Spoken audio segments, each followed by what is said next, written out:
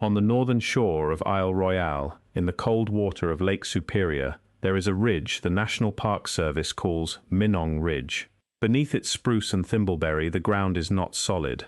It is broken into thousands of shallow depressions, some no wider than a bathtub and some long enough to walk through standing upright, and every one of them was dug by hand. The people who opened these pits used no iron shovels and no blasting powder.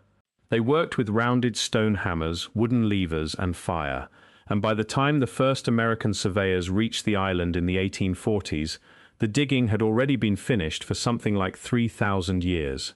The surveyors assumed at first that they had stumbled on the leavings of French fur traders or a forgotten European expedition. They had not. What lay under their boots was the surface of a mining operation that, by the most conservative modern estimate, pulled more than 1.5 billion pounds of pure copper out of the Lake Superior Basin, over a working period that ran for well over 1,000 years. Only a small fraction of that copper has ever turned up again, in a grave, a cache, or a museum drawer, anywhere on the continent. The rest is simply not accounted for. It was cut from the rock, carried away, and then it disappears from the record entirely, and no one who has spent a career studying the Keweenaw Peninsula or Isle Royale has been able to say with certainty where the miners went, or where the missing copper ended up. If you're enjoying this story so far, don't forget to hit the like button and subscribe. Drop a comment telling me where in the world you're watching from. I love hearing from you. Isle Royale rose out of Lake Superior roughly 10,000 years ago, as the last glaciers retreated north, and the water level of the newly formed lake settled into something close to its modern shape. People were already living around the edges of the Great Lakes by then, and it did not take them long to notice what made this stretch of shoreline unusual. The copper here does not occur as ore that has to be roasted, crushed, and chemically coaxed out of rock, the way it does almost everywhere else copper is found. It occurs as native metal, chemically pure, sitting in veins and loose masses, close enough to the surface that a person could see it glinting after a hard rain. Early miners needed no furnaces. They needed only fire to heat the surrounding rock, cold water to crack it, and stone hammers to beat the exposed copper free. By around 2,500 years before the Common Era, people across the upper Great Lakes were mining this metal in earnest. Archaeologists group the makers of this tradition under a broad label, the Old Copper Complex, a term covering several related cultures spread across what is now Wisconsin, Michigan, and Minnesota, all of them working the same raw material into knives, spear points, awls, fish hooks, and ornaments. Cemeteries associated with the tradition, among them a well-studied site at Oconto in Wisconsin, have produced burials in which the dead were interred with copper tools that had clearly been in use for years before they went into the ground. It was a working craft, passed down across dozens of generations, practiced long enough that entire communities organized parts of their yearly movement around the mining season. The mining itself required more than a hammer and a strong arm. Fire setting meant hauling firewood to the pit face, keeping a fire burning against the rock for hours, then dashing it with cold water to shatter the heated stone before the hammerstones could do their work. Doing that across 10,000 pits meant organizing fuel, food, and labor for crews who might return to the same ridge summer after summer for their entire working lives, and whose children very likely did the same after them. None of that infrastructure survives as a written record. It survives only as burned rock, discarded hammerstones by the thousand, and the pits themselves. On Isle Royale alone, more recent surveys have documented in excess of 10,000 of these pits. Thousands more run across the Keweenaw Peninsula on the mainland, and taken together the evidence of ancient mining stretches across a corridor roughly 150 miles long and, in places, 7 miles wide. Excavations through the 20th century turned up piles of hammerstones stacked at the edges of the pits where they had been left, wooden levers preserved in the cold, low-oxygen soil, and bedrock scorched and fractured by repeated fire setting. Some pits run only a few feet deep. Others descend 20 feet or more through solid rock, which meant that at some point the miners were no longer simply gathering surface float. They were following a vein downward, on purpose, over multiple seasons, using tools that had to be carried in, maintained, and eventually replaced. Then, by most current estimates, sometime around 3,000 years ago, the large-scale mining stopped. It did not taper off gradually. Archaeologists have found little evidence that new pits were opened on the same scale after this point, and the tools associated with the tradition largely vanish from the archaeological sequence within a few centuries of that date. Whatever combination of climate, trade, belief, or exhaustion of the easiest deposits drove that halt, it left behind tens of thousands of abandoned excavations, and it left the question of the missing copper permanently open, because the mining had already run for well over 1,000 years by the time it ended, more than enough time to account for the volume the surveys describe, and nowhere near enough of that volume has ever been found. Copper worked in this style did not stay in the Upper Peninsula.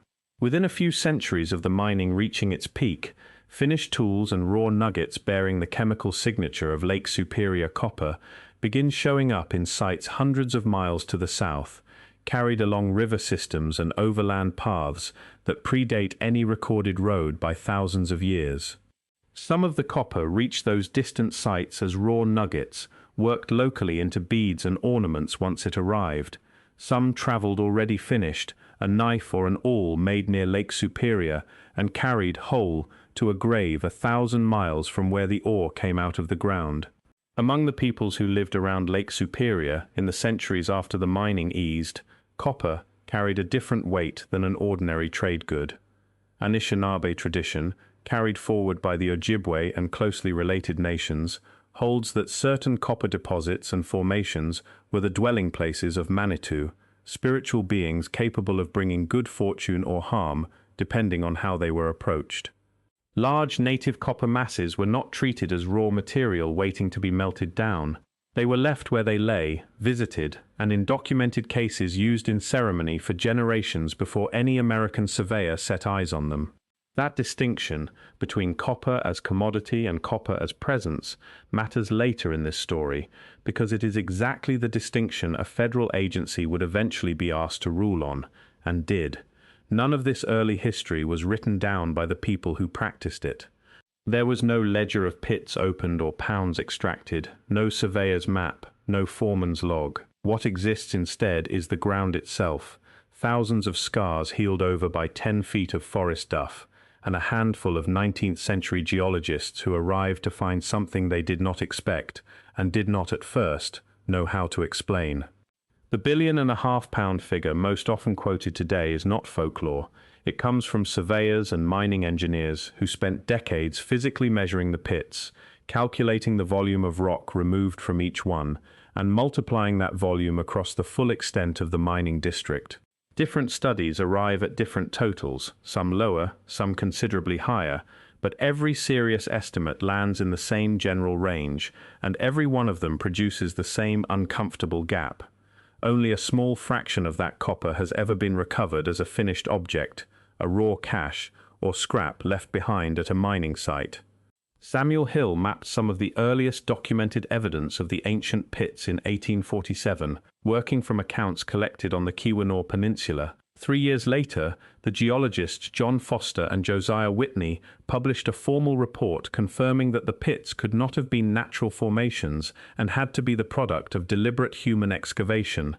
In 1862, Michigan's state geologist Charles Whittlesey published the first detailed map of the mining district, and spent much of the following 2 years trying to establish, by counting growth rings on trees rooted directly in the backfilled pits, roughly how long the workings had lain undisturbed. His counts, crude by modern standards, still produced ages running into the hundreds of years, proof enough at the time that whoever had dug these pits was long gone before any documented history of the region began.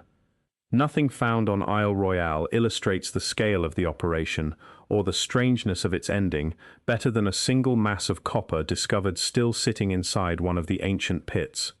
It weighed roughly 6,000 pounds, too large to lift by hand, and the miners who found it had gone to the trouble of building a wooden cradle beneath it, evidently in preparation for hauling it out in sections or levering it free entirely. They never finished the job. The copper was left resting on its cradle, half freed from the surrounding rock, and the oak timbers beneath it were later radiocarbon dated to somewhere around 1400 years before the Common Era, placing the abandonment of that particular pit close to the 12th or 13th century before it. Something interrupted the work. Nobody came back for the copper, and nobody came back for the cradle, and both sat undisturbed in the dark for more than 3,000 years, until a 19th century prospector's shovel found them again. Trace element analysis conducted decades later, comparing the chemical signature of Lake Superior copper against artifacts recovered far from the mines, has identified worked copper of this exact origin in burial sites associated with the Hopewell tradition in Ohio, more than 600 miles from Isle Royale by any overland route, and in material connected to the Poverty Point culture in Louisiana, closer to 1,000 miles away. That copper moved through hands, along river corridors and portage trails that no one mapped and no one named, carried by people who had no writing system to record the transaction and apparently felt no need for one. The distances involved put this exchange on a scale usually associated with far later, far more centralized societies. Moving a raw copper nugget or a finished spear point 600 or 1,000 miles on foot, by canoe and along a chain of handoffs between communities that may never have met each other directly, required a level of coordination across the eastern half of the continent that most textbooks reserve for agricultural civilizations built centuries afterward. The people moving Lake Superior copper south were, by most current chronologies, hunters and gatherers. Even accounting for everything trade route studies have identified so far, the volume of copper they can trace amounts to a small percentage of what the pits are calculated to have produced. Working a single pit through solid rock with stone hammers and fire is slow, and multiplying that labor across 10,000 documented pits on Isle Royale, thousands more on the Keweenaw mainland, and a working period that ran well over 1,000 years, even a skeptical recalculation still produces a total in the hundreds of millions of pounds at minimum. No burial ground, no cache, no trade network reconstructed so far comes close to accounting for a number that size. Some archaeologists have proposed that a share of the copper was lost to erosion, redeposited in river gravel or lake sediment over 3,000 years, chemically identical to native copper and therefore invisible to any survey looking for worked artifacts. Others think the trade network extended further and lasted longer than current site excavations have shown. There is no agreement, and there has never been a survey large enough or funded well enough to settle it one way or the other. A full geophysical survey of the entire mining corridor, the kind that could distinguish worked pits from natural fracturing and measure total excavated volume with real precision, has never been carried out. What exists instead is a patchwork of 19th and 20th century estimates, none of them wrong exactly, all of them incomplete. What happened next did not solve the mystery. It buried a good portion of the evidence that might have solved it, and it did so within a single generation, once American prospectors arrived at the same ridges the ancient miners had already worked out for them. If you're hooked on this story, make sure to subscribe and turn on notifications so you never miss an upload. Your support means everything and helps me bring you more emotional stories like this one. The opening of the Keweenaw Peninsula and Isle Royale to American mining happened through two treaties, the Treaty of Fond du Lac in 1826 and the Treaty of La Pointe in 1842, through which Ojibwe bands ceded mineral rights across the region to the United States government. Within 5 years of the second treaty, prospectors were on the ground in numbers, and they found something that made their search considerably easier than it might otherwise have been.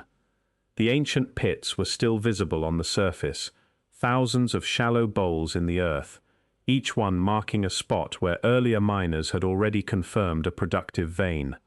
19th century mining companies used those pits as a prospecting guide, then dug directly through and beneath them with blasting powder and steam-powered equipment, extracting the same veins on a scale the original miners never approached. The Minong Mining Company, the largest and most productive 19th century operation on Isle Royale, extracted more than 500,000 pounds of copper between 1874 and 1883, working the same ridge system the ancient miners had opened thousands of years earlier. In the course of that work and in comparable operations across the Keweenaw mainland, company crews cleared overburden, blasted rock faces, and hauled away tons of material without keeping any systematic record of what the ancient workings beneath their own pits had looked like before they destroyed them. Wooden tools, hammerstone piles, and the layered fill inside thousands of pits, evidence that might have told archaeologists exactly how the mining was organized and precisely when it stopped, were removed and discarded as waste rock by men who were not looking for a historical record. They were looking for copper, and they found it, and what they found paid for itself many times over, which made careful excavation of the older workings an expense nobody in the industry had any reason to fund. Increase Lapham, a naturalist who spent decades cataloguing the antiquities of the upper Midwest, tried through the 1850s and 60s to press for more careful documentation of sites like these before mining operations reached them. His appeals reached a small circle of fellow naturalists and almost no one with the authority or funding to slow an active mining claim. By the time any systematic archaeological survey of the district was proposed, most of the accessible pits along the most productive ridges had already been mined through, graded over, or filled in with tailings from the very operations that had used them as a map. The scientific interest that did exist tended to move slower than the mining. Charles Whittlesey's 1862 map and subsequent reports on the ancient pits were published through channels connected to the Smithsonian Institution, which by the middle of the 19th century had become the closest thing the United States had to a national clearinghouse for exactly this kind of discovery. The Smithsonian's involvement in the region did not stop at publishing survey data. In 1860, the institution took formal possession of the single most striking piece of physical evidence connected to the entire copper story, a mass of native copper known to local Ojibwe communities for generations before any American surveyor set foot near it. The Ontonagon Boulder, as it came to be called, sat along the west branch of the Ontonagon River, a solid mass of native copper weighing 3,708 pounds. Voyageurs on Lake Superior had heard word of it as early as the 1600s, and in 1667, the Jesuit missionary Claude Dablon recorded the first written confirmation that the object was real. A century later, in 1766, the trader Alexander Henry examined it directly, chipped off a sample, and estimated, wildly as it turned out, that the whole mass might weigh as much as 10 tons. In 1820, an expedition led by Lewis Cass set out partly to locate the boulder and struggled to do so. Their guide, an Ojibwe man remembered in the record as White Pigeon, knew the route, but the expedition reportedly lost the trail entirely and had to turn back, an outcome local tradition attributed at the time to the reluctance of the place itself to be found by people who had not been given permission to find it. It took another generation before the boulder actually left its resting place. In 1843, a businessman named Julius Eldred paid the local Ojibwe leader, Okandakon, for the right to remove it, hauled it overland and by water toward Detroit, and prepared to put it on public display for profit. The federal government intervened before he could, asserting under the recent land cession treaties that mineral rights, and by extension the boulder itself, belonged to the United States. After a legal dispute, the War Department took physical possession of the boulder, paid Eldred a settlement for his costs and labor, and shipped the copper mass east to Washington. It remained under War Department control for the better part of 2 decades before finally being transferred, in 1860, to the Smithsonian Institution, where it has stayed, in one form or another, ever since. What moved east in 1860 carried weight beyond its size as a mineral specimen. To the Ojibwe communities who had known it for generations, it was regarded as a Manitou, a spiritual presence capable of granting health or misfortune depending on how it was approached, and it had reportedly been used in ceremony, including practices connected to the Midewiwin, long before any federal agency claimed jurisdiction over it. That distinction between a scientific specimen and a living presence would not surface again in any formal government record for more than a century, and when it finally did, the answer the institution gave was not the one the community asked for. That request came in 1991, more than a century after the boulder had gone into storage, and it forced the Smithsonian to answer a question it had never had to answer about the object before. In 1991, the Keweenaw Bay Indian community formally petitioned the Smithsonian for the return of the Ontonagon Boulder under the Native American Graves Protection and Repatriation Act, arguing that the object met the legal definition of a sacred object because of its documented use in Ojibwe ceremony and its ongoing spiritual meaning to the community. The petition drew on oral testimony passed down within the tribe, describing the boulder's role in practices connected to the Midewiwin, the Grand Medicine Society, and on accounts, some recorded by outside observers as early as the 1820s, of Ojibwe visitors leaving offerings at the site and seeking the boulder's intercession for health and good fortune. Similar traditions surrounded other copper-bearing sites around the lake, not only the boulder itself. Certain shoreline outcrops and island formations were understood within Ojibwe cosmology as places where the underwater Manitou Mishibiju was known to dwell, sites approached with caution and specific protocol rather than treated as open ground for casual collection. 19th-century ethnographers who did record these traditions, working mostly independently of the mining surveys happening at the same time, rarely cross-referenced their own notes against the geologists' maps of the ancient pits, even though both were describing the same stretch of shoreline within the same few decades. The Smithsonian opened a formal assessment of the claim and did not issue a decision until the year 2000, 9 years after the request was filed. The institution's Repatriation Office concluded that the evidence submitted was insufficient to establish the boulder as a sacred object under the law, and leaned in its reasoning on the same treaties, the 1826 session at Fond du Lac and the 1842 session at La Pointe, that had transferred regional mineral rights to the federal government in the first place. The same paperwork that had justified taking physical possession of the boulder from Julius Eldred in 1843 was used, more than a century and a half later, to justify keeping it. The denial did not end the matter locally. The historian Eric Reddix, whose research focuses on Ojibwe leadership and the history of colonial land claims in the western Great Lakes, later published a detailed rebuttal of the Smithsonian's reasoning, presenting additional linguistic and historical evidence in support of the community's claim, and arguing that the institution's assessment had misread both the ceremonial record and the treaties it relied on. His work has kept the question active in scholarly circles, even as the boulder itself remained exactly where the Smithsonian's assessment left it, in storage, unreturned. What the case ultimately turned on was whose account of that significance counted as evidence. Nobody involved, including the Smithsonian, disputed that the boulder mattered.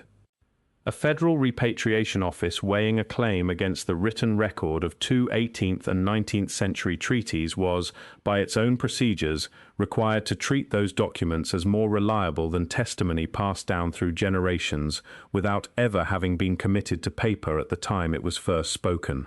That is not unique to this case.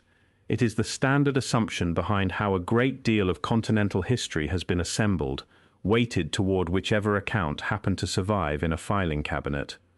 The same asymmetry runs through the larger question of the missing copper. Ojibwe and other Anishinaabe communities around Lake Superior maintain detailed traditions about which sites mattered, which formations were inhabited by Manitou, and which places were not to be disturbed, long before any American geologist arrived with a notebook. Those traditions were rarely recorded systematically by the institutions doing the recording, and when they were, they tended to be filed as folklore rather than treated as testimony about the physical ground, the same ground the pits, the hammerstones, and the tree ring counts were also describing. A geologist counting rings on a stump and an elder describing which ridge a Manitou was known to favor were, in a narrow sense, doing the same work. Only one of those accounts made it into the survey reports later researchers would actually use. Recent scholarship has started to close that gap, slowly. Archaeologists working with tribal historic preservation offices around Lake Superior now routinely incorporate oral tradition into site assessments, and the nomination that ultimately secured Isle Royale's ancient mining district as a National Historic Landmark drew on both physical survey data and documented Ojibwe and other Anishinaabe accounts of the mines. That kind of collaboration did not exist when Whittlesey published his map in 1862, and it did not exist when the Smithsonian ruled on the boulder in the year 2000. Whether it will be enough to finally close the account on the missing copper, or simply to describe more precisely how large the gap really is, remains to be seen. Isle Royale's ancient mining district was formally designated a National Historic Landmark in 2019, a recognition that came roughly 170 years after the island's first surveyors mistook its pits for the leavings of French fur traders. The designation protects the physical site, the thousands of depressions still visible beneath the forest floor, but it does not answer the question that has followed the site since the 1850s. Most of the 10,000 documented pits on the island have never been formally excavated. They exist today mostly as they were left, filled with 3,000 years of soil and organic debris, waiting under a national park that most visitors walk across without ever being told what lies a few feet beneath the trail. The Ontonagon Boulder has not been on public display for roughly 3 decades. It remains in a Smithsonian storage facility, catalogued, accessible to researchers, and effectively invisible to everyone else. The Keweenaw Bay Indian community and regional historical organizations have continued to press for its return, most recently through requests to loan the boulder to a facility within the Keweenaw National Historical Park, closer to the river it came from. As of the most recent reporting on the effort, no agreement has been reached, and the boulder remains in Washington, hundreds of miles from the ground it was pulled out of in 1843. Researchers who study the district today generally agree on the broad outline even where they disagree on the details. The mining was real, organized and sustained over more than a millennium. The volume removed was almost certainly counted in the billions of pounds rather than the millions. And the record of where that copper went, whether into trade goods now scattered across dozens of states, into river sediment no survey has yet distinguished from natural deposits, or into caches still buried somewhere between the mines and the mounds that received them, remains open. No federal agency has funded a comprehensive modern survey of the full corridor. No single university holds a complete inventory of every documented pit. The most complete record that exists is still, in large part, the same patchwork 19th century surveyors assembled while the mining companies worked around them. Somewhere between those two facts, a national landmark holding 10,000 unexcavated pits, and a copper mass sitting in a federal storage room the community that once tended it has been asking to bring home for more than 30 years, sits the same unresolved arithmetic the 19th century surveyors first noticed. Billions of pounds of copper came out of the ground around Lake Superior over more than 1,000 years, and only a fraction of it has ever been found again, in a grave, a mound, a trade good, or a museum case. The rest is still out there somewhere, or it is still in the ground the miners never finished emptying, on a ridge in a national park where visitors walk over it every summer without knowing what they are standing on. Thank you so much for watching until the end. If you loved this story, check out the other videos on your screen now. I think you'll really enjoy them. And don't forget to subscribe if you haven't already. See you in the next story.